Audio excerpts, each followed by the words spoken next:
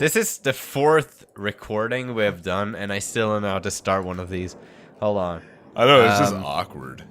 How to start talking Are you with... Oh, wait, hold on. How to start talking to a crush. There's gotta be someone here. Yeah. Yeah.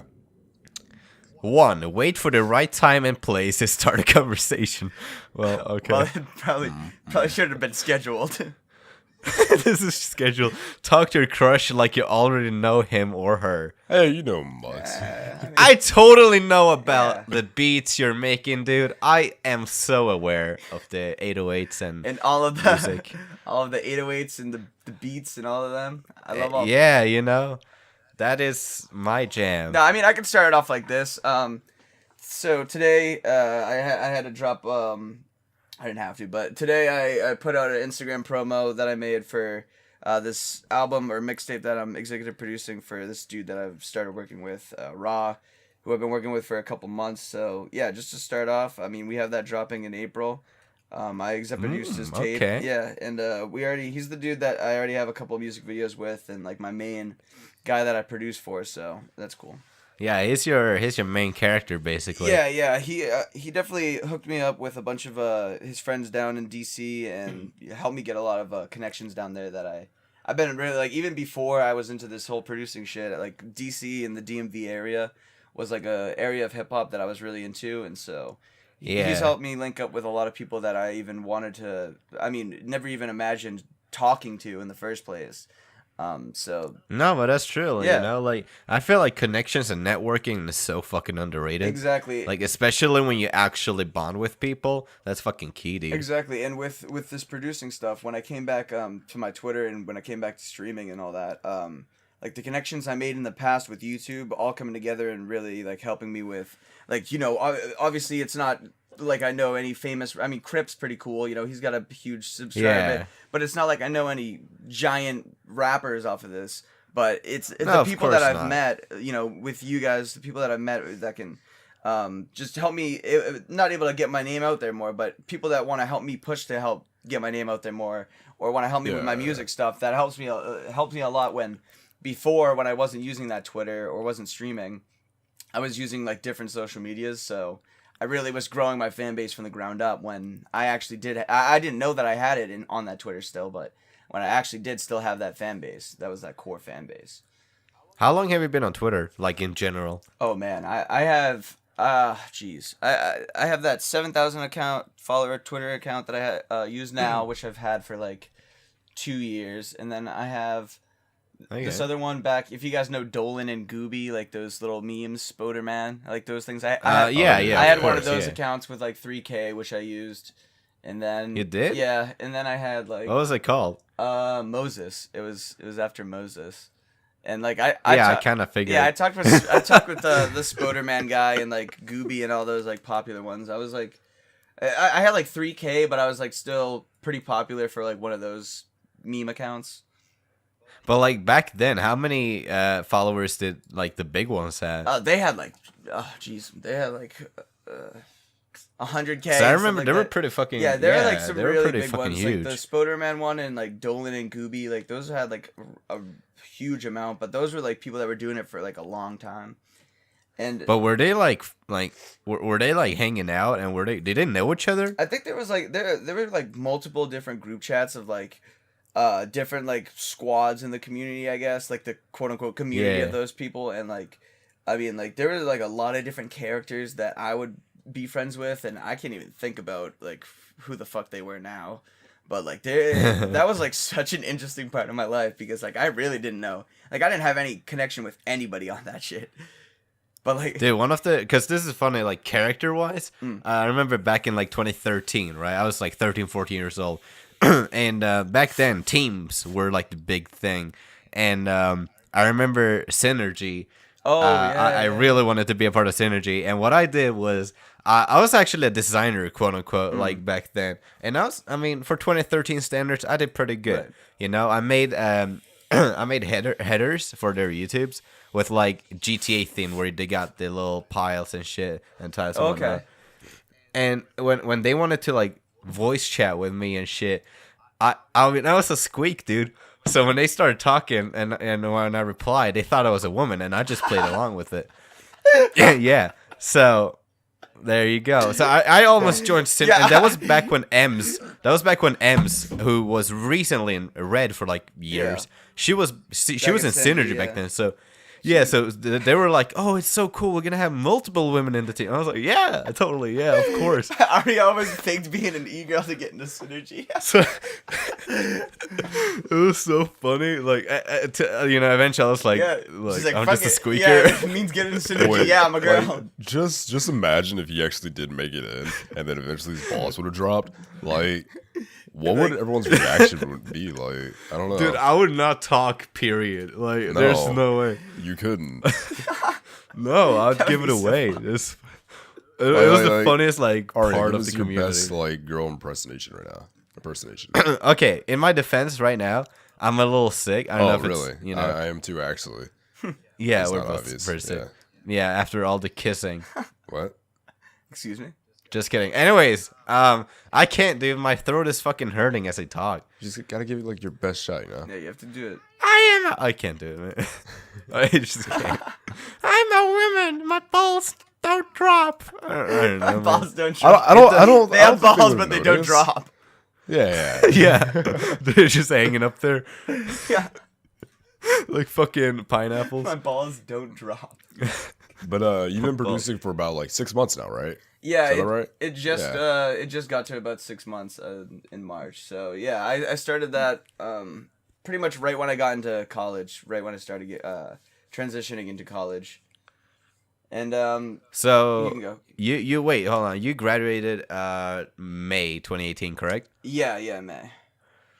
So, cause I saw your YouTube video where you explained how your experience in college, basically how it was, and just to summarize, for the listeners who didn't watch the video, what was it like? Cause you had a lot of issues going on there. Right. Yeah, it wasn't that video. I mean, it didn't. Okay. That video didn't make it seem worse than it was, or better than it was, or anything like that. It just was. I wasn't able to get into it that much in that video because the video was already 10 minutes long, and I didn't want to make it 40. Yeah. So, but yeah, the things that went on at my college are basically the reason why I just really hated that college, and that college was just a very bad starting experience for me. Was, I mean, I came in there, and if you guys know, or I assume that you guys probably do, if you go to college and you have a roommate, you usually trade text, phone numbers, or Instagram or something, just so you can plan out hey, I'm bringing the fridge. Oh, okay, I'm gonna bring the microwave. Cool. So I tried to do that with my roommate. Never happened. Couldn't find him on Instagram or anything because his name was Matthew Williams. The most generic name ever. Couldn't find him on anything. Generic 101. Exactly. Couldn't find him on anything. They gave me his school email to email him. I emailed him. He didn't respond. So whatever. I go into this blindfolded.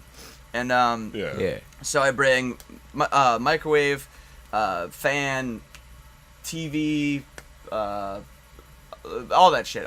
Pretty much everything.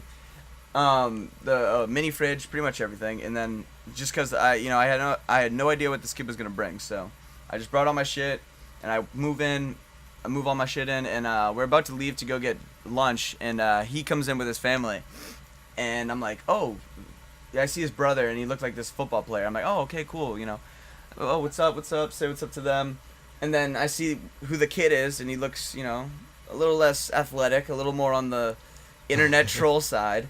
And I'm like, all right, cool, whatever. Hi, I'm Brendan. He's chilling on Reddit right now. Yeah. Oh, yeah. He definitely is chilling on Reddit. He is definitely chilling on Reddit. IRL right now. Oh, yeah. So I leave to go get food with my family because they just moved me in. And then, we come back to the dorm building. They're not in my room yet. And so I say goodbye to them, and I go back up to my room. First thing I see when I open my room, the door to my room, is anime pillows and figures everywhere. Everywhere. That is quite the heavy yikes. And going into this, not knowing anything about him, I already was like, okay, I feel like this guy's a fuck. This guy's gonna be something different. This guy's gonna be something else, and I know it just because it's me. It's my roommate. I already know that I'm gonna be fucked.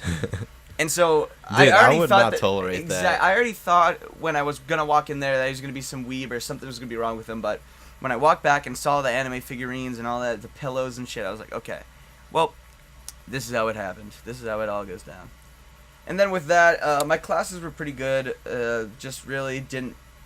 I mean, I met some people there and I made some friends, but I just was too busy with trying to teach myself producing and all that I didn't really go out that much. And my dorm building was very shitty. Like, the people in it, the toilets were always clogged with, like, literal just wads of fucking toilet paper, and everything was broken. Oh, how welcoming. Yeah, dude. exactly. Yeah. And, like, I could go... I mean, that's that. If I know I'm having guests over, that's literally the first thing. Yeah, I don't know about you exactly. And, like,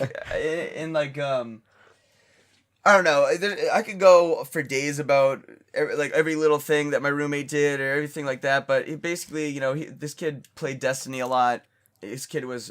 Oh my god, yeah. was it Josh? Yeah, what's his name? Josh, by chance? Dude, Imagine if Josh went to college in secret. honestly, I'm already like assuming that your friend I'm assuming by what you're explaining, Josh has Destiny. All Destiny people have a little something to them.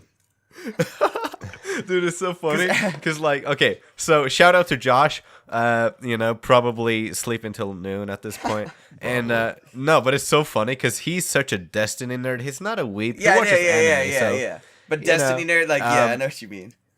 yeah, and he's, you know, fat. So, you know, he's dude, I want to check in with him, man. He probably did went to college. No, he in didn't. secret. Sadly, he did not. But Damn. But that would have been fantastic. I had a question though. What was your major? Marketing. So I was just Marketing, doing marketing because it just seemed like just all around could help me out with pretty much anything that I did, and it helped me out. I mean, the like usually in classes I was mainly like just sitting there on my computer watching videos or just looking up different things on how to get better at producing, but like the things that I learned there, I mean, helped me out a little bit with, you know, minimal things that I did, but I mean, even in my marketing class, it was like, okay, like maybe this is the intro to marketing here, but like I've taken marketing classes my whole life, and really it's just been shit that I've learned or already knew. It's just in different ways being taught to me. So, then I just decided. I feel like marketing is one of the most important things. Yeah, period, for sure. It is the the absolutely most important thing because it's one of those things that, like, obviously if you work for like a huge company, it's beneficial, but also, like, you know, on Twitter, fucking, like, I don't know, man, literally like, everything, person to person. It's really marketing is key and because, like,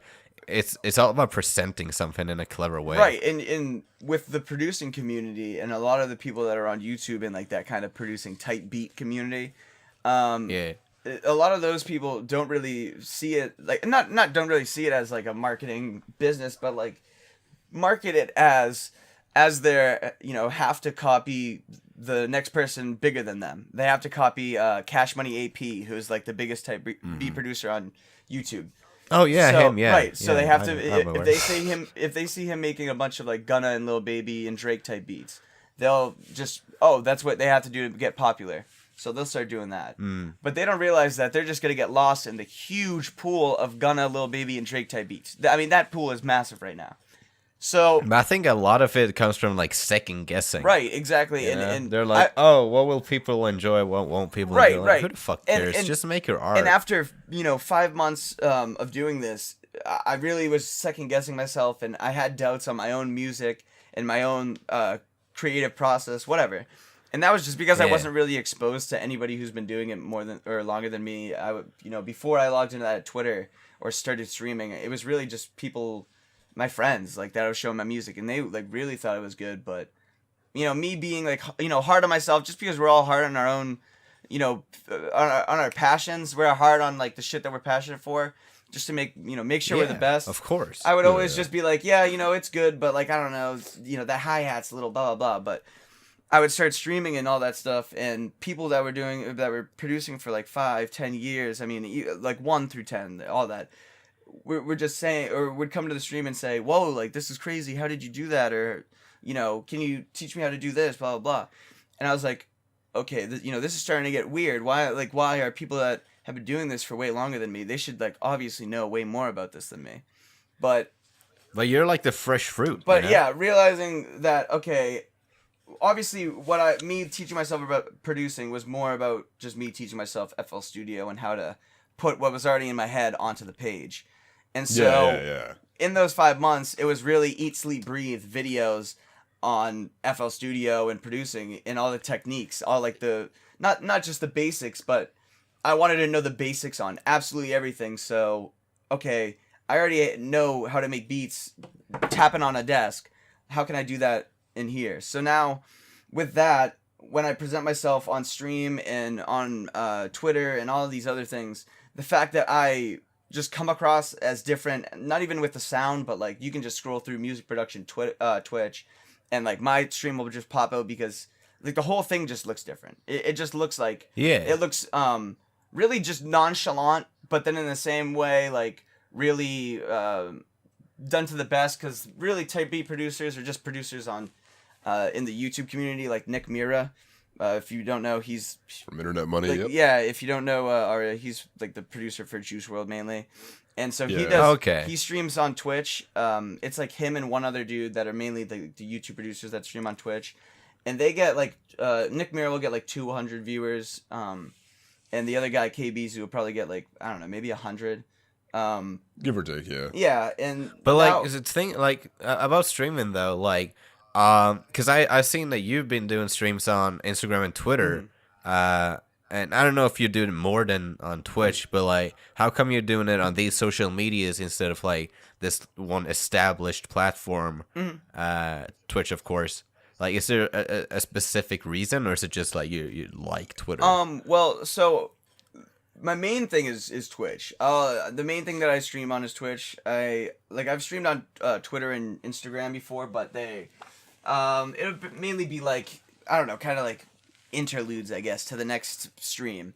And the reason I do those, and I kind of seem like I'm always live 24/7, or like, you know, always in front of the camera, or now I'm trying to be that more, is because a lot with this producing stuff, and my main thing going into this, my main vision for this, and the reason why, you know, I dropped out of college and I'm not getting a job is, you know, obviously I have a plan, and there, you know, I didn't just do that blindfolded. I didn't just make all those decisions because I'm like, oh, hey, I've started making beats 5 months ago. I'm pretty cool now, you know, let's drop out. Right. You know, I had a plan and now I'm starting to take action on it. So right now my plan is just to make the behind the scenes of all of my music that I make, whether I'm producing or engineering or whatever, make the behind the scenes like actually open, make people be able to, you know, able to see that, because like open documentation. Yeah, basically. and a lot of people, you know, I feel either, you know, see that or get the cameras on them when they blow up, or either just don't think that, you know, I don't want the cameras on me now, you know, just wait till they see me shine.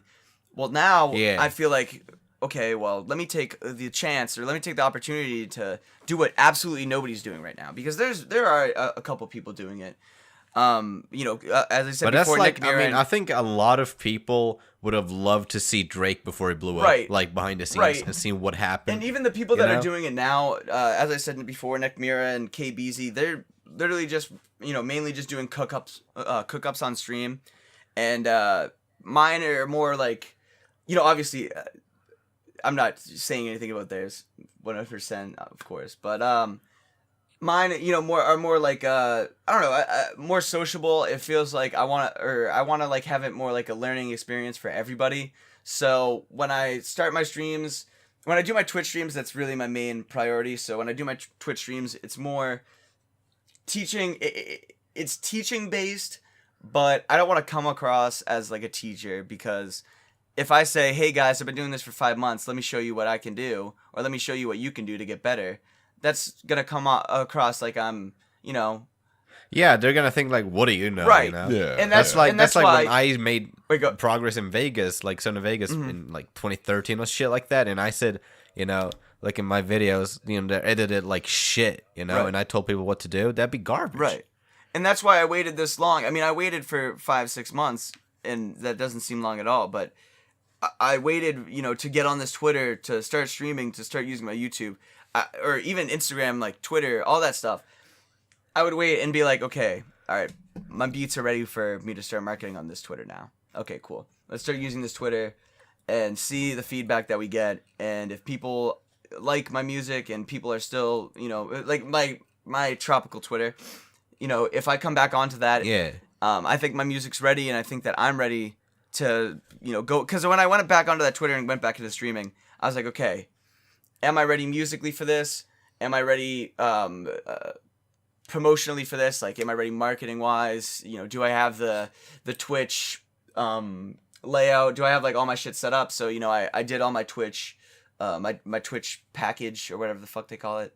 Twitch pack. I don't know. I think that's overrated. I think that's like one of the most overrated things ever. What? Twitch like buying graphics those? in Yeah, general. Buying graphics is. I mean, if you really can't do them, then yeah, and if you have the money, then yeah. But for me, Dude, that doesn't even matter. Yeah. Like, look at the Not Boring show. The smiley up above, I drew with my mouse in Photoshop. no, exactly. Having this crap. Like, you can do garbage, and you gotta. The thing is that people don't embrace it. Right. They look at it and they see like. Again, back to second guessing. They're like, oh shit, it's garbage. People are gonna think of this. People are gonna think that. Dog, I drew a smiley. I looked up like an overlay and I put it on yellow. Right. All right. Exactly. And I typed it Not Boring. It's like the most simple shit Give away ever. all the secrets, man. Oh shit. I mean, yeah, I paid someone. I mean, I took a couple classes to make this. No, but like seriously, like that's how it is. People. I mean, I would look at. I mean, having my YouTuber past and having. I mean, I used to graphic design in the community, like you said. I used to be an editor too. Yeah. And I used to pretty much do everything, and so having my past as like YouTube and all that, coming in graphic design and coming into this shit and seeing like, damn, oh, that person has a cool effect there. The average producer coming into this will see like, oh, how does this person's videos, like, how are they so well edited? But I could just look at it and be like, oh, that's S Shake or whatever. You know what I mean? Like, I already, Yeah, I was gonna exactly, say. like, I was gonna say. I don't already just know like what exactly plugin they use, but I already know how I can do that. But it's not like I'm gonna copy. It's also them. like predicting. Yeah, it. exactly, predicting it. If you know Retrieve, CJ. He was in the community before. That's why I would just say it. But he's somebody that I'm working with now on this blog that we're doing, and it's like it's much bigger than a blog, but it's like a music. We're basically doing it like a COD community team would have like a COD team, but with like music, where we'll have like a producer side and all that. So.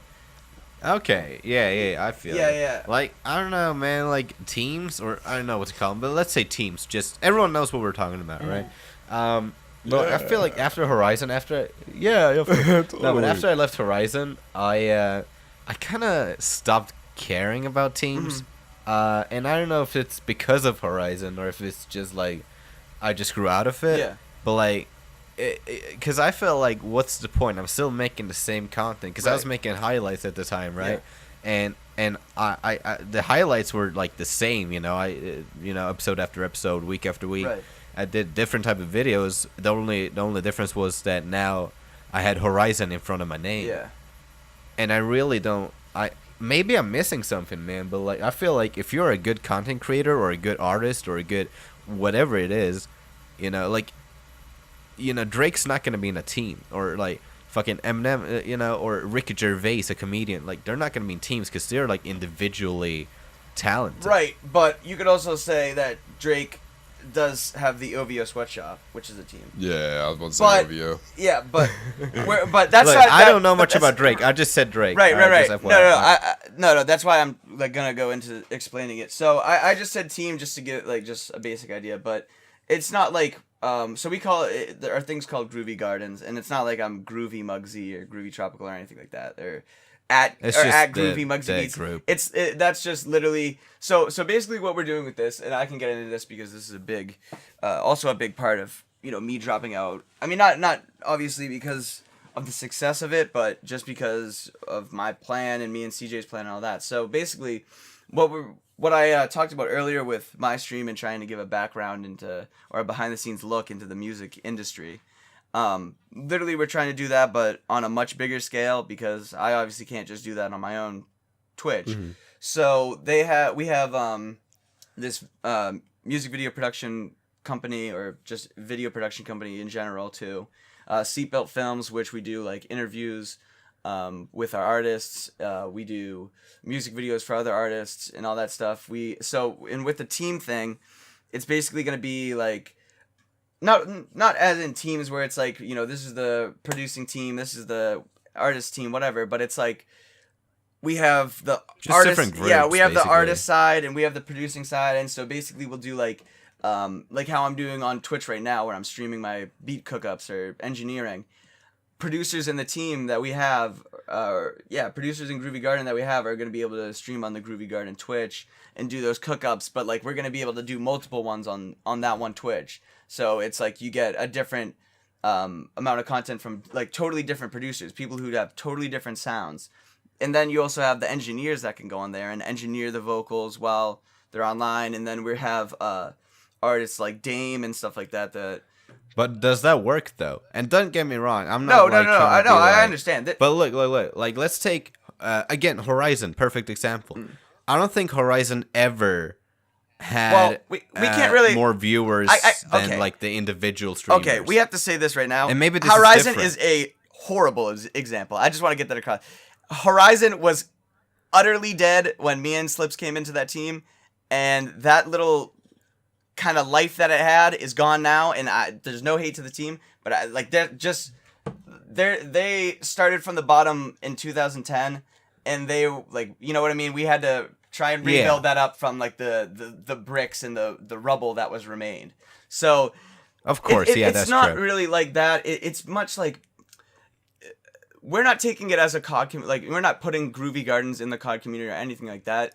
It's literally more like, if you know Lyrical Lemonade and Cole Bennett, what he's doing with that is he has Lyrical Lemonade as the music video company.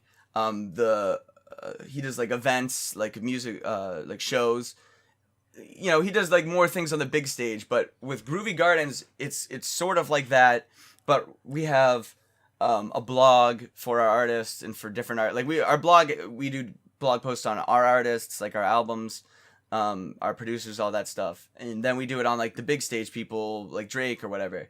And then for the content on Twitch and on YouTube, I mean, like these are things that not only just haven't been done before, but the little things that, we are doing to change them up, and the little success that we've gotten now has been like just a lot of good feedback. So it's like, okay, now it's just to push like onto the bigger stage. So we're just trying to do that. And so with these teams that we have now that are just labeled as teams, like producer teams, artist teams, we're going to work to get those, obviously cut down this. They're not that big now, but as we grow, we're going to just cut down the artists more and, bring more people in, and then start bringing it, just bringing more of a label side into it, where we're signing the artists. You're basically exactly, establishing a record label. Because when me and CJ first started talking about music, we went through it like, okay, let's put each other on to new artists, to new songs. And like, I wanted to test him because I already knew whatever songs I was going to put him on to, he was going to like. So I wanted to test him and see if not just his like musical ear was good, but his ear for like hip hop and an underground industry was good. And like he was sending me these songs I was like, okay, he's got a really good ear for like these underground artists, not just underground artists, but like, coming across shit on SoundCloud. So I'm like, all right, cool. And so I've always thought if I was given executive whatever of any label, that label would be fucking rich. Because it's not like I would put my money in like this dude has 500 plays on SoundCloud, that's super fire, but I know the guy that's like right there that needs that push. You know what I mean? Because I've always, the Migos, A$AP Rocky, like a lot of people that I've known for like years, Playboy Cardi, like years before they got a big name. And so what we're trying to do is eventually, not get to that now, obviously, because that's just a waste of time trying to do that now. But, building Groovy Gardens up so, the future, that label isn't so far off. You know what I mean? And that's what I want to do with my own producing and my own content, is like just growing myself, so doing something out of the box isn't so far off. And that's, really what I just like trying to get me different, because a lot of producing, a lot of music, not even music, a lot of producing in the hip hop game and a lot of the rap game in general is just being different. Nowadays, like, it's just literally being different. No, I totally agree with that. And Yeah. speaking of being different, there's one rapper that really stands out for being different, and that is X. I noticed that you tweeted on February 23rd that you were laying in bed with your ex at the time when you saw, when you heard the news that X Oh my was shot God. and killed. Okay. So Wait. how exactly, did you feel about that? How are you still feeling about, the death of X, even, almost a year into it? Well, actually, over a year into it now. Has it been a year? It has. I really hate to say this, but that tweet I just copied and pasted from somebody else's reply. But that one actually was but actually X's death, even though I don't really speak on it much, it did really blow my mind, and it was good that you brought that up because it's good to talk about that. But yeah, Lil Peep's death was something that kind of shocked me, but the road that he was going down already and the music he was making really didn't shock me as much. But Mac Miller and X's death really hit me hard. And X's hit me differently because he wasn't really an artist that, a lot of people, if they're X fans, they're X fans or they're X fans. You know what I mean? Sure. And I wasn't really like that, but I would listen to his album and be like, okay, maybe my friends aren't, might shit on his music for this or whatever. But I really saw the way that he was going with this music and evolving hip hop to being more open about, your feelings, your feelings, quote unquote feelings, but really just yeah, he brought in a lot of emotion. Yeah, exactly. Yeah, and even this dude's feelings, they're not, I could say feelings and anybody could think that I'm talking about lovey-dovey stuff, but really this dude was going through it. And that's what I like to hear. I think I was saying what people were feeling. Right, and that's why it was that's why just people saying connected. the words. That's why people connected with them, and there's a reason why people connect with different artists. There's a reason why Drake has his Drake fan base and X has his X fan base, and people have their own. You know what I mean? There's a reason why, and it's because people connect to them on a different level, literally relate to them. And so with X, I related to him in a way that he was this creative mind, really just trying to make it in this music industry, and it was fuck everybody else. I'm going to do me. And, in the beginning, he was facing a lot of backlash because of his past, and everything was starting to change, and he was starting to, help the community more and go out to these schools and shit like that. And when that was happening, when the shooting happened, when he died, that was pretty much when he started actually doing a whole lot for the community. And I was damn, for sure. He was definitely giving back. Dude, I didn't care if he dropped the shittiest album in the world. If he was doing that, that's great. Because that's not just giving back to the community when you're famous. That's hey guys, I'm a real person. You guys can do it just like me. And so when he died, when he just got shot, literally boom, just got shot. And I look at my phone, I was like, wow. It just happened so quick. That just changed up my whole mind. I wasn't even producing back then. That just changed up my whole mind state for the industry, because I've seen rappers die, literally I've seen so many rappers die in the past, but now at this point in my life where it's okay, I'm actually looking to get into it, and this dude can just die whenever. He was on top of the world and he just is gone. He was on top of the world and now he's gone. So, and that makes you kind of think nothing's stopping you.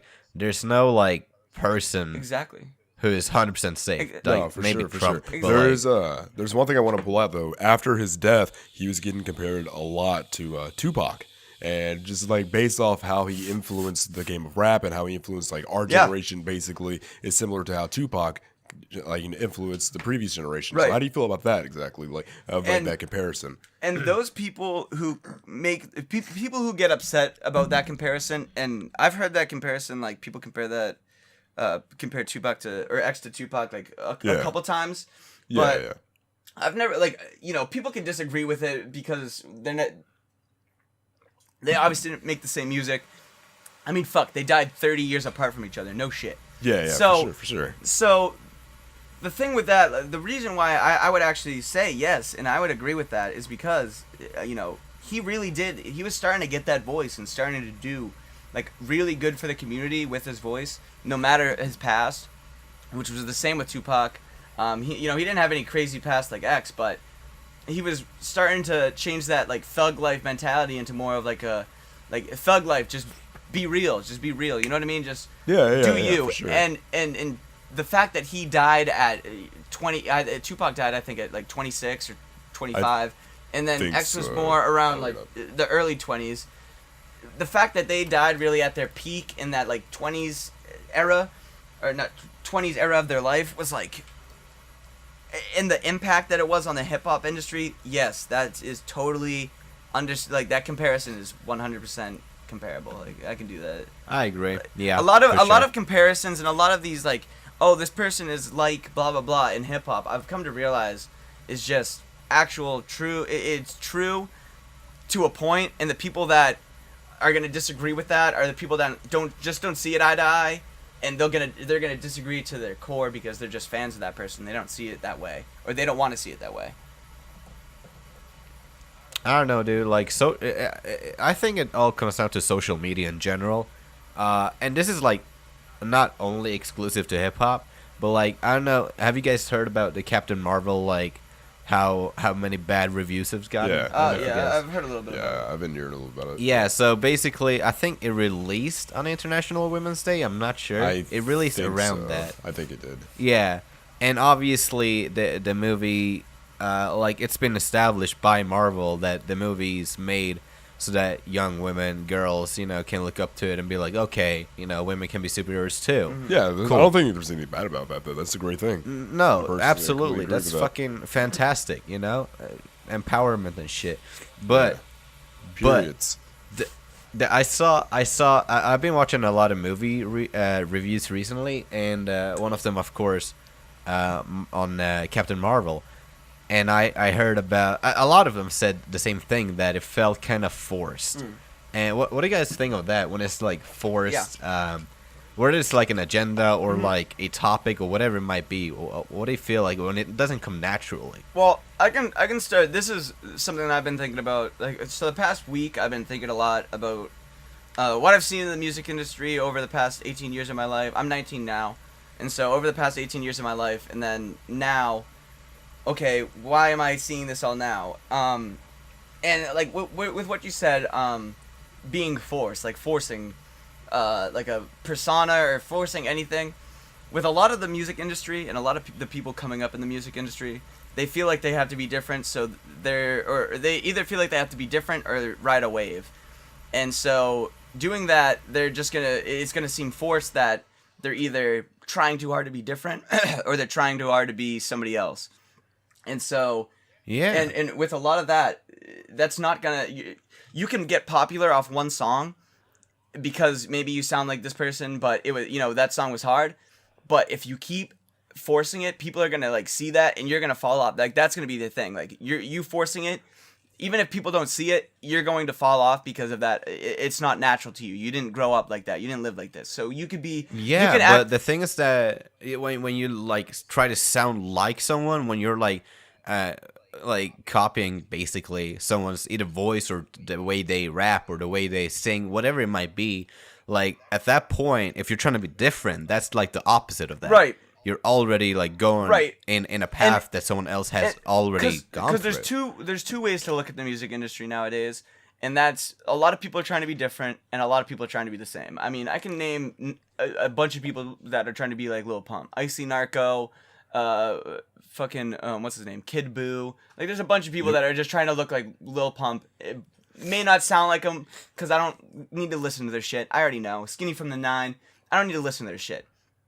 Yeah. They're all the same person to me. Exactly. I'm not like No, into and the there's SoundCloud hip hop Right, shit, and to me, they're all the same. They're person. all the same person to me too, and I maybe listened to one song from them just to see if they, you know, if I was right, and I was. But there's a reason. Okay, even with the music, trying to be different or trying to portray an image, people will blow up or people will start getting a little fan base and then try and be this gangster that they have never been. Just because they grew up, definitely. Exactly. 6ix9ine is a great example. Oh, exactly. They grew up. 6ix9ine, a great example. Here, I can say it like that. So 6ix9ine, great example. He started blowing up, or he started working with Trippie Redd and got signed by that little label that was working with both of them. And when he started getting into the music shit, he bought his way into that gang. What is it, 9 Trey? Yeah, 9 Trey. He bought it. Yeah, he bought his way into that gang so he could have the start saying the N-word and start saying that he's a blood and start doing this and that. And there's a reason why even though he got off of 40-something years in jail, he's never making another. Well, he probably won't make his money off his old songs, but he won't be popping ever again because now he's a bitch. And people know, and it's not that he was a bitch. Yeah. It's not like he wasn't a bitch before, but now he is. People are seeing that, and people, once you get exposed, it's all over. So me going into this music industry and doing this, before I would never have I wouldn't really promote weed or anything like that in my streams or anything at all. But I'll have a profile picture. It's obviously a cartoon with a blunt in my mouth and smoke, just because that's something I like. That's just connected to the music. I smoke, I don't smoke all the time before I make music, but if I smoke weed before I make music, I'll just be a little bit more creative, and that's just me being more creative because of that. It's not like I need it to make music, but that's just something that I do, and it's cool to give myself like a different edge, and just to be more experimental with like what I do in FL Studio, so it sounds more unique. And so I'll be like a different mindset. So yeah, and like, I'll be a whole different process. Exactly, and I'll be 100% open with people about that. And there's a reason. That's just because it's me. Like, that's just something I'll do. And if you don't agree with it, if you think that's a bad route or whatever, not saying that you guys do, but if people on Twitch or Twitter or whatever, I'll say, yeah, whatever, that's fine that you think that, but it's just, that's me. And, a lot of this week was really just me coming in, like, I was obviously came into myself. Came into myself.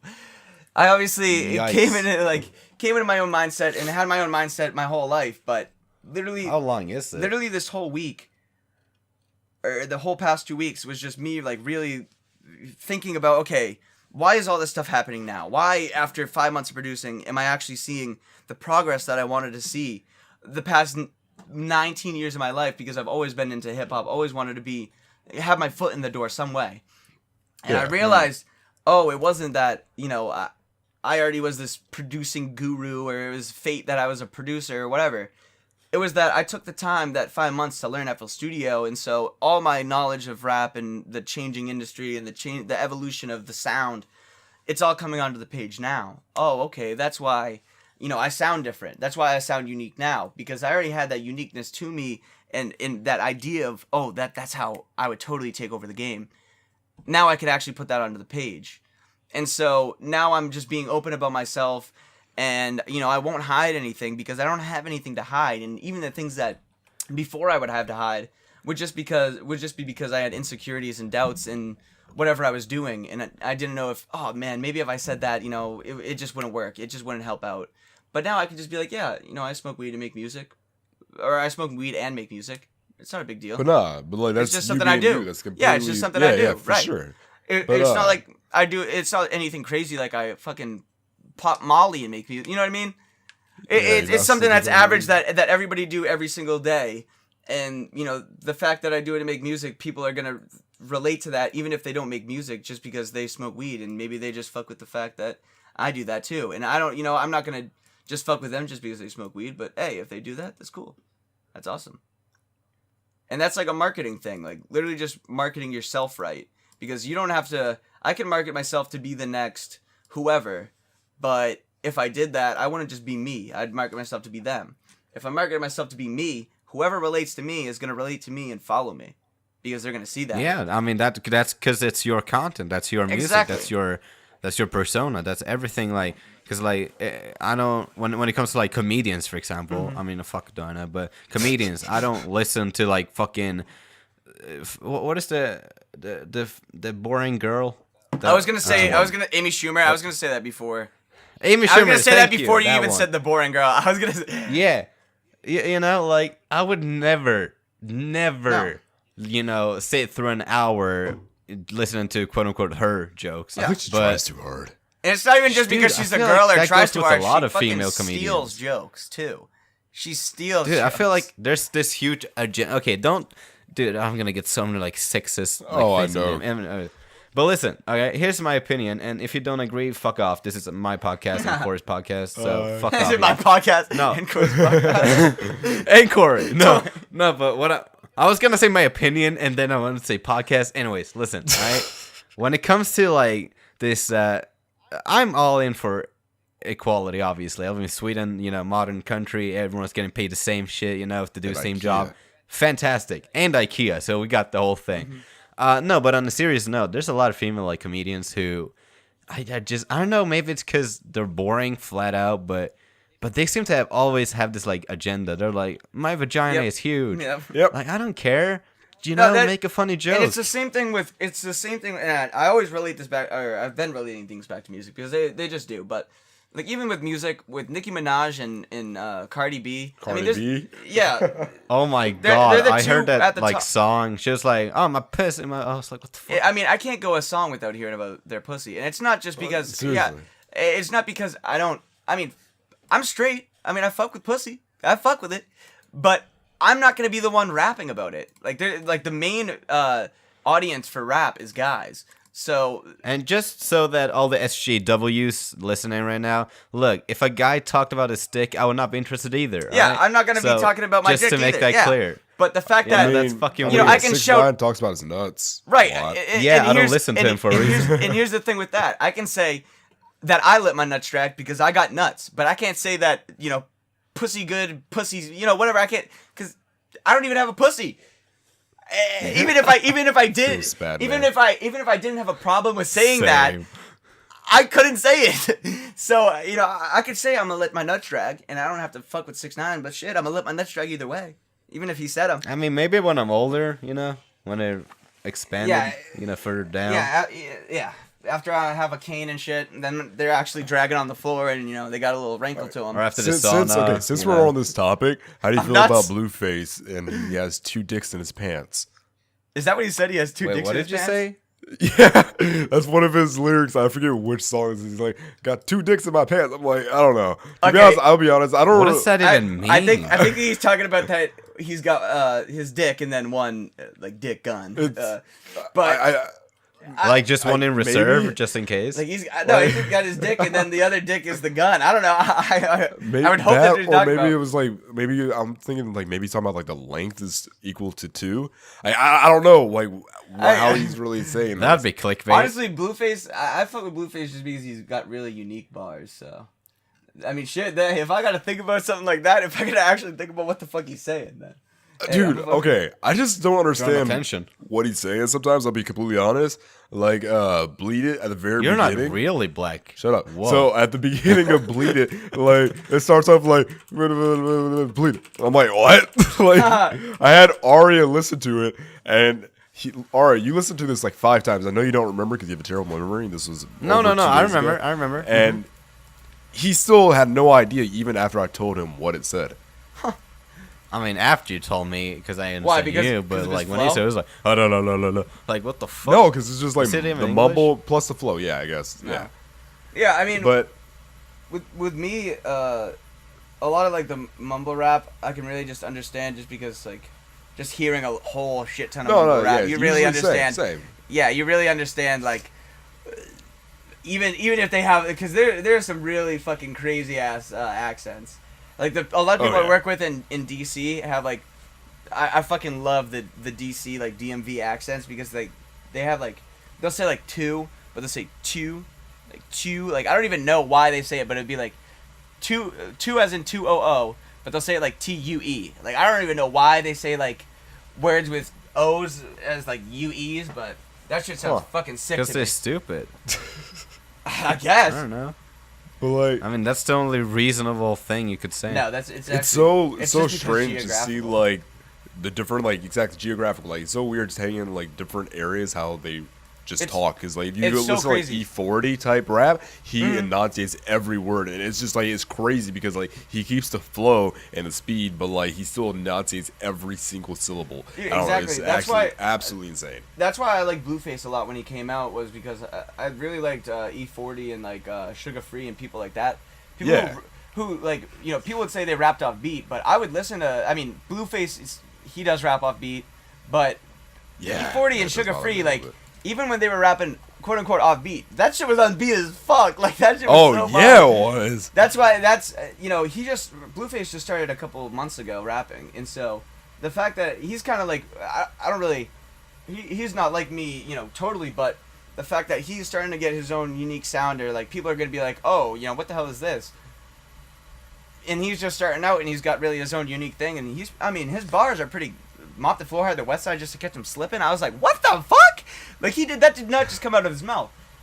And like, yeah, if you got creative shit like that, then hey, I don't know. Like a lot of people, if you're staying true to yourself and you're being creative, it doesn't matter how shit it sounds. Maybe I'm not gonna listen to it, but I'm gonna be like, okay, I hope that you get better. I'm not saying that. You at least like respect it. Yeah, and it's not like obviously it'd be cool if Blueface got better with his flow, but I don't want him to rap on beat or anything. I don't want him to change. No, exactly, because that's like the great thing about hip hop. Everyone can have their unique style, And that's like so it's great about forever changing. And that's so great about how it's like the geography of like the United States, and like how that affects hip hop. Like literally, so many different places. Baton Rouge, Atlanta, like even like smaller places in Atlanta have their own like Memphis. unique sound. Yeah, Memphis, Florida, like Broward County has its own sound. Like a lot of people just even in their own like counties or own like cities have their own sound, and I think that that's really cool. And coming out of Boston, it's good because it's not like I don't have anybody to replicate. I don't have anybody coming out of where I'm from, any producers coming out of where I'm from that I can replicate their sound, or I don't have any artists that I have to replicate their producer's sound. So where are you from? I'm from Boston. Boston, okay. Yeah, and so there's literally, there's like some cool artists that I've worked with from here and stuff like that, but there's really nobody big. Like the last person that was big was if you know the rap group Gangstar, Guru. There's Joyner Lucas and fucking Joyner Lucas and Cousin Stiz, but Joyner Lucas, I don't even know if he's actually gonna make any buzz after that little beef that he had or whatever. And I forgot about that, low key. Yeah, literally Joyner Lucas, he was cool, but he kind of reminded me of a little bit of a Hobson, the way he was trying a little too hard to be like, hey guys, I'm an old head, look at me. I'm like, yeah, okay, dude, cool. You can rap fast. Just stop doing it on those weird-ass beats. Like, just stop doing it on some corny shit. But, like, I'm going to fuck with him because, obviously, he's a dude from Massachusetts. And, obviously, I'm just going to support people from there because it's just cool to see people coming out of where I came from. But, and the producer side... Oh, go ahead. He was on Eminem's album Kamikaze. Yeah. And that song actually, it was smack. I'm not even gonna lie. Like I'd bump it. It's like I don't know. Joyner Lucas, he has a really nice flow. I have to admit. Right. And I like that song too. And I think that he fucking killed that song. But the thing is, I can't really like listen to Joyner Lucas because when I listen to rap, it's more casual. Even when it's not a casual listen, it's like I'm listening to like 2 Chainz or whatever, but he can like even when I go to my more lyrical rappers, like not 2 Chainz, but I listen to a lot more lyrical rappers. But when I say like I'm trying to actually like listen, then I'll listen to something like 2 Chainz and stuff like that. That it's more like he doesn't have to impress me with his fast-paced flow or anything like that, but he'll say like some kind of bar and just say it some way that I'm like, ooh, wow, like damn, 2 Chainz actually he thought of that, like whatever. So like I don't know, with Joyner Lucas, it's more like I'll put on a song to impress myself real quick and be like, or for him to impress me real quick, but I just won't listen to it again because I've already listened to it. Well, okay, here's an example of someone that can like have like the casual music plus like the lyrical, and also Ari could probably talk about this too because he's been quiet for a while. Please Logic. be that one. Yes.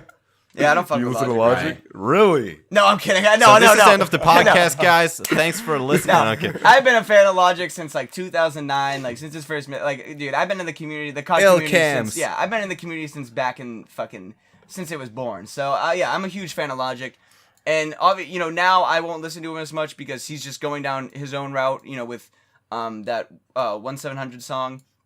Like, oh, dude, that's like trust that's me. not If the radio is on.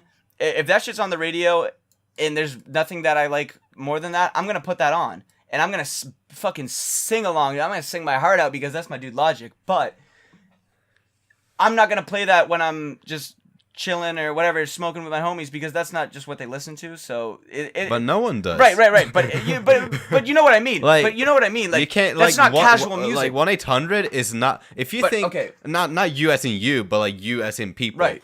if you think of 1-800 as that's Logic, that's what it makes, you're fucking stupid. No, exactly. You But know? that song's gonna. But then you listen to Bounce, you know. there's Then g- you listen to his old mixtapes and shit, and you're like, holy fuck, this is good. Yeah, but there's gonna be people that will hear Logic from that 1-800 song and just hear him from that, and then connect with that 1-800 song because they've been going through some shit, and they're yeah, gonna. but they have autism. Yeah. No, I'm just kidding. No offense. No, but Yeah, listen. exactly. All right, look. If Josh. that's the only Logic song you've heard, you missed out, dude. Yeah, I know. That's not my fault or yours. That's their fault. But you know, we can't be like, hey, let me rewind the past to 2009 so you can let me put you onto this shit. I could say just listen to his old shit, and it doesn't matter. You know what I mean? Now I've realized, not just as a musician, but now coming to my own as, I'm a producer or a beat maker. Yeah, people can label me those things, but I'm really just coming up as my own artist because, I'm putting music out on Apple Music as my own. With featured artists, it's my beat, but it's a featured artist that's they're rapping over it. So me coming up as an artist on my own, looking at the music industry as, okay, this is how I have to look at it. That's how I have to look at things from now on. Like, I can try and be like, if somebody could be like, oh, this is Logic 1-800, this dude sucks. I can force feed old Logic into their brain, but I could also just be like, yeah, but his old shit's way better, and just keep going on with my day. Like, you know what I mean? Although he has made kind of a comeback, like Oh no, his new stuff. Not as. The one thing with it's not Logic, the same. one thing with Logic though, is the reason why once he started blowing up, I wasn't really messing with him as much, is because he started copying off of Drake and J. Cole and Kendrick Lamar, like with their flow and with his delivery, like how he like sounds like he was using like kind of Drake's like little high pitched voice. I'm not gonna like be able to bring up the exact album or song, but there was like obviously a lot of controversy about this, and there still is. And like with that, it's like Logic had his own unique style, totally unique style with that boom bap thing before. And yeah, he could totally with Six, and what he's been doing is evolutionize that boom bap style to be more like have some 808s, have some that more new sound. But what he could do is really just be himself and not, stick or not copy off of like the people that are the goats that are doing it right now, or the people that are looked at as the top. And it's not like he could be thinking like, okay, I'm copying Drake word for word, or he could not. But it coming off as that is like, okay, you have to go down a different route now. And, he could see it as, man, fuck them, I'm just doing me. But it's like, okay, all right, that sounded a little too much to Drake. Let's just do more Logic. That's what it's going to be. That's what I look at it as, okay, I'm doing too much of blank. Let's do more of Mugsy. No matter if anybody just said, hey, this sounds like a Wheezy type beat or a Metro Boomin type beat. Okay, I'm doing a little too much of them. Let me just do more of me.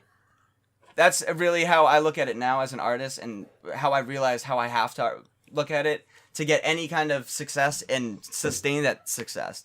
Because I'm not trying to just blow up and be a 2019 producer, the 2019 biggest producer of the year, 2020 rookie. I'm not trying to be any of that. I'm trying to be, I don't have a dream of being this legendary producer, but it's a goal of mine in my life because I have a lot of different things that I want to do. But if I'm able to carry on a legacy, I don't care if I have to know that before I die or whatever, but if my music and me as a person carries on a legacy and is able to inspire like other producers and generations after me, that's why I dropped out and did all this now, like, because I'm just going to do that. It doesn't matter if it works out or not, because fuck it, I could be an engineer or I can be whatever. Because I'm already seeing the money now where it's like, I'm not seeing like thousands every month or whatever, but I'm seeing the money right now to where I'm stunting on every college kid that I'm friends with, no matter what college they're going to. So it's not like, you know what I mean? Obviously, they have their own college problems. Their own path. They have their own college problems and stuff like that. But they, get money from their parents. But this is just shit that I've been getting for myself. And so I'm like, okay, I'm making a good amount of money where I don't need a job right now. I don't need a part-time job, and I don't need college. I didn't need college. I said I didn't need college because I realized that just because I don't want to spend that money. I don't want to go through those years and waste that time when I could really just be teaching myself producing, and not just teaching myself, but I'm, reaching out to mentors now and really finding people that they don't just know about marketing or they don't just know about music theory. They know about okay, you're a producer? Cool. This is how producers do it. This is how you guys, really need to learn. And so that's why I dropped out of college. That's why I've stayed home and now I'm starting to move out, or now I'm starting to try and move out. It's just because now it's like these big dreams that I had as a kid that people always try to tell me, you're white, you can't do rap, you can't rap or whatever. Back then, yeah, I was white, but I could rap. I mean, even now, I could rap like a motherfucker. Speaking of rapping, are you ever going to rap on any of your tracks that you make? I've rapped on multiple of my beats before, just because my friends would ask me. Like, my friends would buy beats off of me, and then before I started doing, or I was doing social media before, but before I was actually getting a fan base, they would be most of my customers. So I would hop on their beats every once in a while when they'd ask, and just because they knew, I would freestyle with them before, so they already knew that I could rap, and even with that helped me too, because that was the first time that I actually put me rapping out there on the internet. And I put that on my Snapchat story with all my high school friends, Instagram, all that. And before I would just think they're gonna make fun of me because I rap. Like, it doesn't matter if it's good or not. They're gonna make fun of me because I'm this little white kid who raps. But everybody was fucking with me the most. I mean, I had this one boy who I've been rapping with for a minute, and they fucked with him because he was an inner city kid and all that shit. But out of everybody in my town, they were fucking with me the most because I was just the hardest rapping. And it didn't matter what I was saying. If it wasn't, I could say that I was shooting people, whatever. It was just because that was the sound that, that was just me. That was just, if I was going to rap, that's what I was going to rap about, because, I'm not going to rap about, even the problems and the shit that I've seen in my life. I just didn't want to rap about them at that time because it didn't really feel right being open about them. So I just rapped about whatever and just made it sound good. And with that, now integrating that into how I make beats, I won't send a beat to a rapper if I can't put it on the whole beat after I'm done and freestyle over it. If I'm like, damn, I can't really catch a flow right now, or I don't know, this is really weird. That that's exactly. I just won't. And if I can get a good hook, if something pops up right off the bat that I have a good hook for, I'm gonna send that beat right away, and I know who I'm gonna send it to, and I might even send them, hey, this is a cool hook that I got for it. Because now, they can read that and be like, nah, I'm going to use this too. I'm going to use, this hook. And I'm not going to be like, it was just an opinion. You know what I mean? Before I would be like, oh, damn, they ain't fucking with my hooks. I'm not going to send them anymore. Yeah. But now it's just maybe they just weren't fucking with that one. Are you familiar with Kyle Beats? Yeah, he's from Boston. Yeah, he is. I was saying that because that's what he does. I don't know if you watch his videos, but in his vlogs, whenever he's making his beats, you hear him rapping over his beats. You can't really understand what he's saying, but he's rapping over his beats all the time. Yeah, even on stream, I can literally just be like, no. I've seen that. I watched some of your VODs. Yeah. And I could, there'll be points where, I think 2 streams ago or something like that, I went the fuck in on one of these beats just randomly. But, there'll also be times where I could just, no. I didn't have to come up with lyrics, but the flow, I could just be like, okay, cool. Somebody got this. And now, what's good is a lot of the people that I've been working with in DC have connected me with the people that I've always wanted to work with, or people that, coming up as a producer wanted to work with in the DC area. And now getting those opportunities, it's now I'm this up-and-coming producer in the DMV area, and I'm not even from the DMV or anything like that. So now, I'm not just, only doing DMV rappers or only doing DMV type beats or what. I'm not even doing DMV type beats. I'm just making my own, and they really fit with their sound.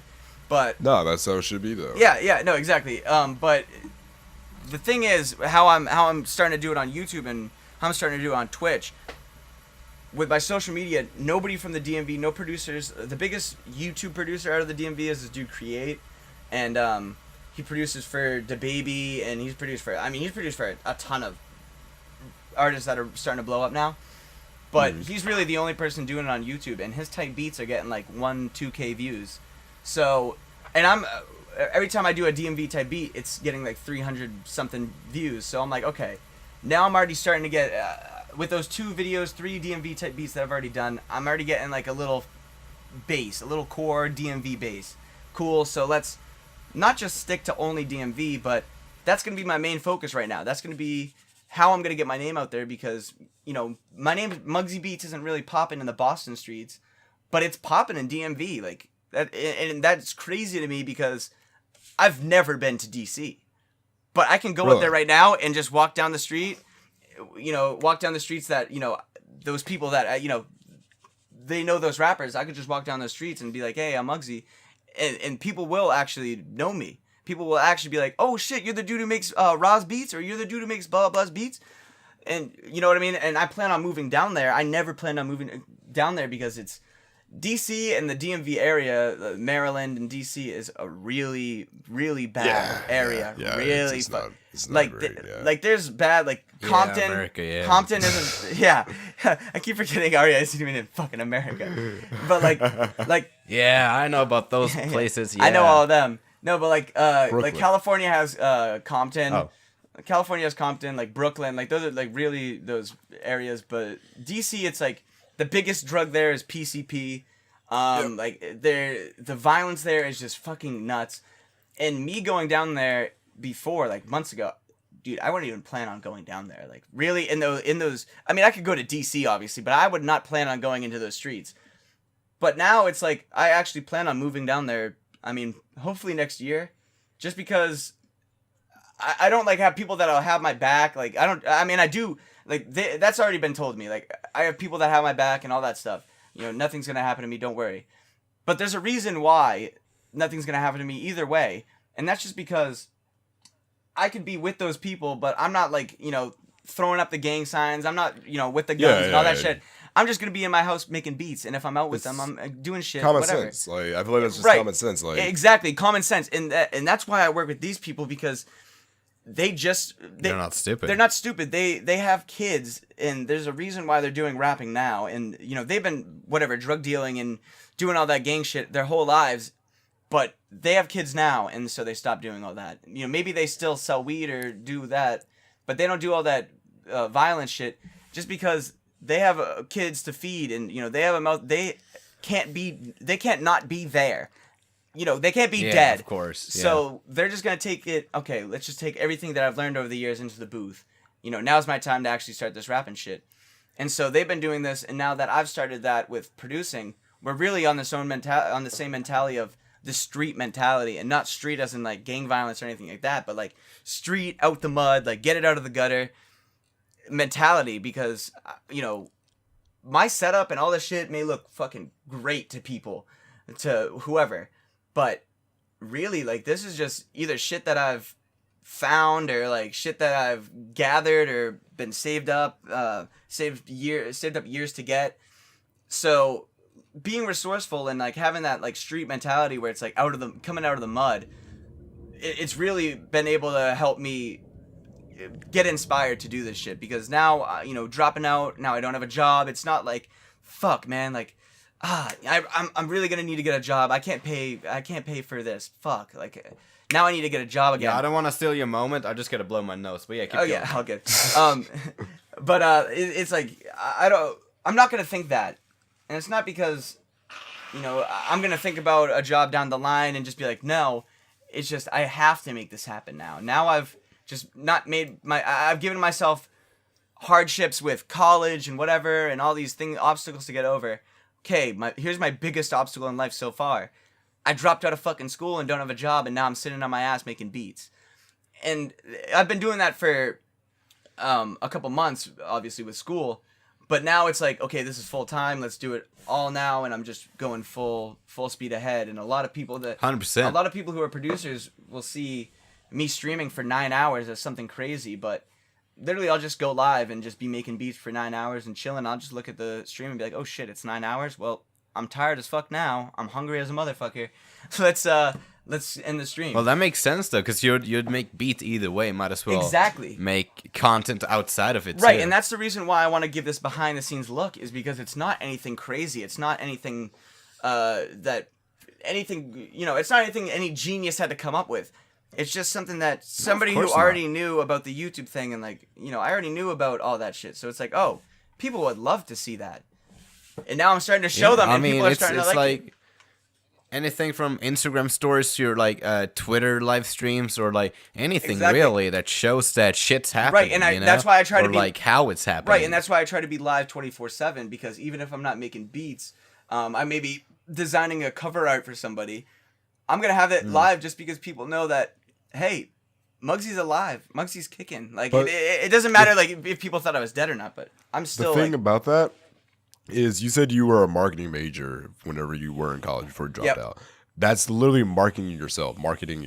That's like you're absolutely doing the right thing. Like you're putting yourself out 100%. There. You're completely advertising yourself because regardless if they're thinking about your music at the time of you doing cover art or whatever, they're going to see you and they're going to associate you with your music. And so either grind. Way, it's going to tie back to your grind.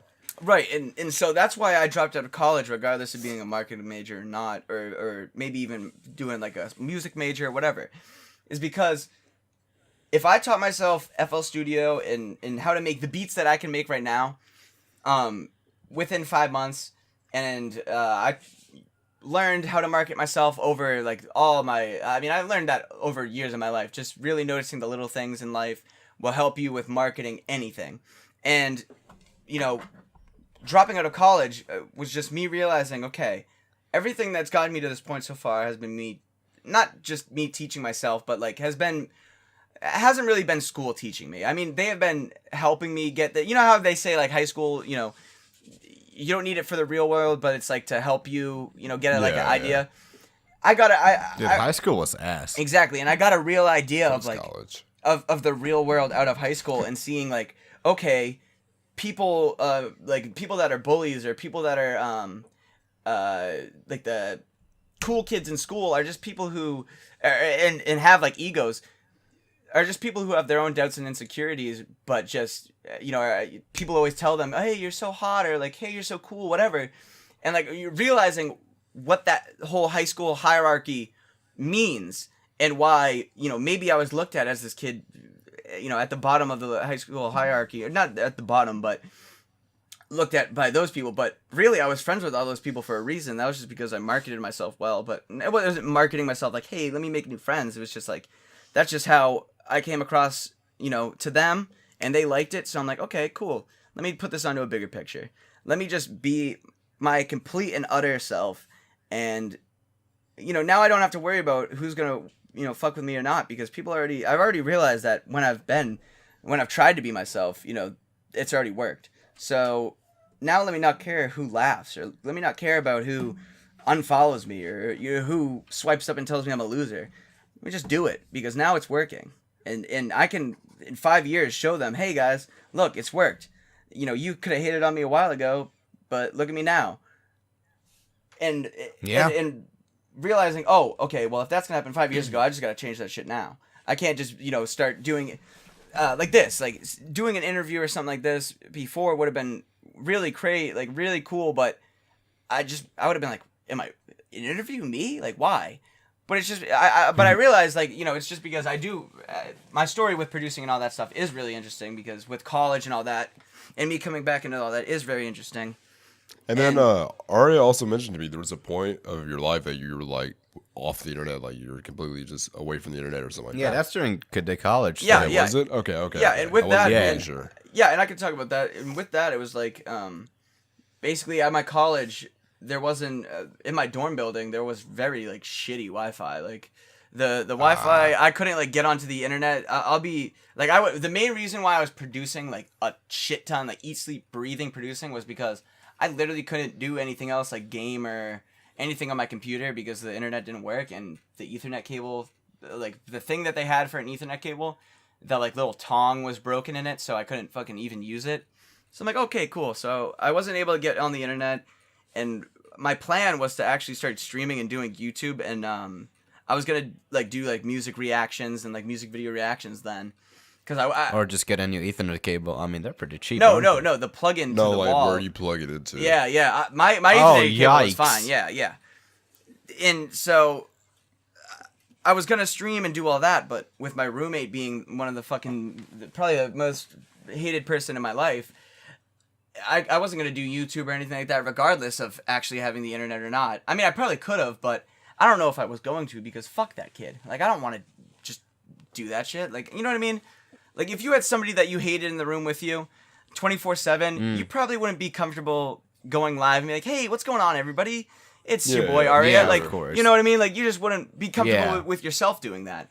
And so, me taking a break from that Twitter and streaming and pretty much like literally dropping off the face of the internet, even though that was just like where my big thing was. I had my own Instagram and my own Twitter, my own personal stuff, but like that, falling off that was literally just me not being able to.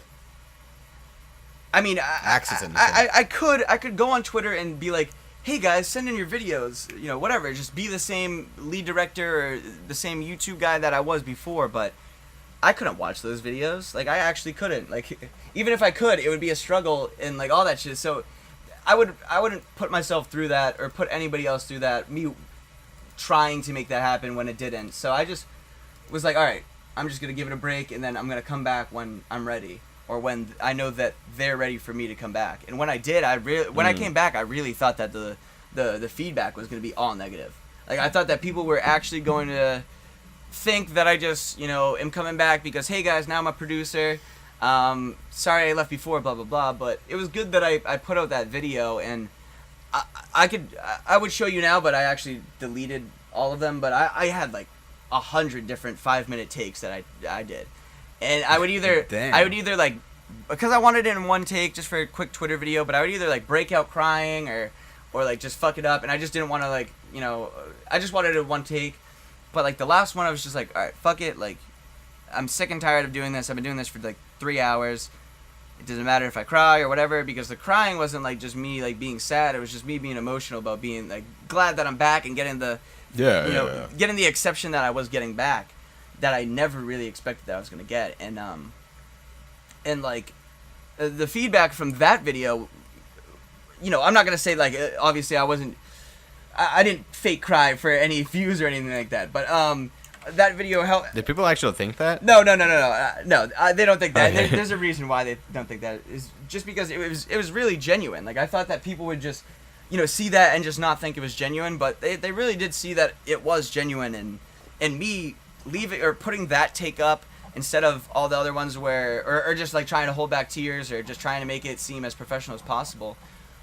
You know, I realized that, okay, you know, them seeing like the real me, like, you know, maybe they saw me the real me before, but them seeing Tropical fucking breakdown crying like they've never seen before is just seeing a real me, that a genuine me that they've never seen before. And that's not because I haven't had I never wanted to cry. It's just I never had a reason to. You know, I never had any apology video or any big controversy that I needed to cry about or anything like that. So in coming back into it, like, I honestly, Arya, like, you know, and Corey, you might know, because I've seen you before around when I was doing all that, but we didn't really talk. So, like that, I don't know. Back then, I really thought that the whole community, you know, they supported me and everything like that, but they thought that I was this egotistical guy, this dude that was like a power-hungry dude, whatever. Just because I was. But I think that's like a general idea people have about it is like upper people in general. It is, and that's what I've come to realize now. Because like then it was just like I thought that I'm like, why do they think that of me? Like they haven't been in these Discord calls. Like, what the fuck? Because people would say like, oh, I heard one of my friends joined a Discord call and you were shitting on this smaller YouTuber, smaller guy in the community. I'm like, that's my dude Tide, you dumbass. It was Sore Days hit me up, or somebody hit me up because their friend heard it. I'm like, that's my friend Tide, who I've been in the community, or that I've been friends with since he was fucking in the community. Like, shut up. Like, it doesn't matter if you think that. If I really got to explain it to you, you'd know. But I just realized I can't explain it to the whole world. You know what I mean? I can't explain every action. The thing I would say about that, though, is free promotion, man. I mean, if they're talking bad about you, they're still talking about you. That's like... And that's what I realize now. Not to get like political in this real quick, but like that's what Donald Trump does in like a little bit. Like people talk bad about him, but like people are still talking about it. But people, that's what he does. But people talk bad about him, but the thing is his name is still getting out there. So regardless, if people are saying bad things about you, that word was being spread, and that's getting spread to other people that probably gave you a chance to actually get to know you. Right, and with that, what I can relate easily is with Kanye West. And oh yeah, for sure. And recently, like my whole life, Kanye has been producing wise, producing wise in general, Kanye West has been probably my biggest inspiration because Dude, seeing he him, is a seeing genius. him drum out on the beat pad or play those samples out, inspired me back when I was like 9 years old. And so that's why I do all this. I'm pretty nice at sampling now. It's just because I would just learn from him. But regardless of that, nowadays a lot of people look at him as crazy, like more than crazy. Like they thought of him as like a crazy mind before, or had this creative mind, but they think of him as crazy. The drugs did something to him. But hey, But- all crazy but minds I've- have some type of sort of crazy. But we actually are but I've almost out of time.